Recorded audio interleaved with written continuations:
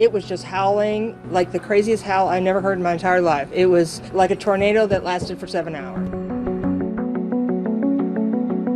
The scars of Ida are so blatant, those piles of debris as tall as the homes that they came out of when Ida washed through here. And now we're in a flash flood watch. Can you imagine? On the drone there, you can see as far as the eye can go here in these streets of Laplace and beyond, they're getting that double hit. Nicholas drenching the Gulf Coast. The slow-moving storm dropping up to 14 inches in Texas and more than a half foot in southwest Louisiana. Lake Charles setting up shelters for those needing a dry, safe place to stay. High water vehicles from the National Guard on standby.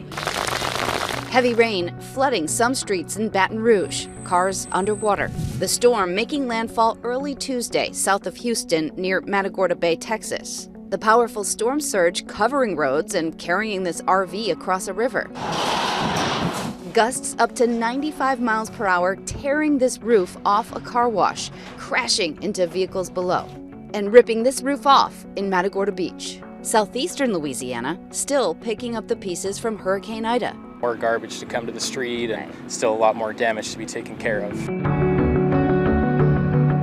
We are at the Orange County Voter Registrar's office. This is where all the ballots in the county come in. Many hundreds of thousands came in overnight. But last night, after being neck and neck for the past several weeks, it was clear that Governor Gavin Newsom was going to keep his job as governor, that recall effort was going to fail. In fact, it became so lopsided late in the evening that the race was called barely half an hour after polls closed here.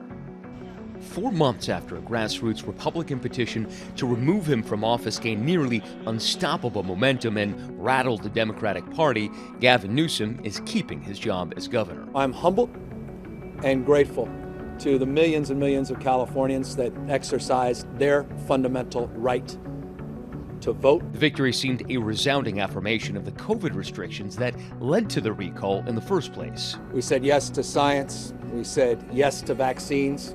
We said yes to ending this pandemic. It was also a resounding affirmation of Democratic power in California. Newsom raising $70 million the past couple of months and enlisting the party's biggest power brokers, including Barack Obama and President Biden. The Republican-led effort costing California taxpayers nearly $300 million, but its lasting legacy may be the allegations of fraud before a single vote was counted. Up until the past couple of weeks, conservative radio host Larry Elder polling neck and neck with Newsom. But last week, with polls showing him down, his campaign launched the Stop California Fraud website and claimed that he had lost to voter fraud before Election Day. And late last night, Elder officially conceding, but with a warning.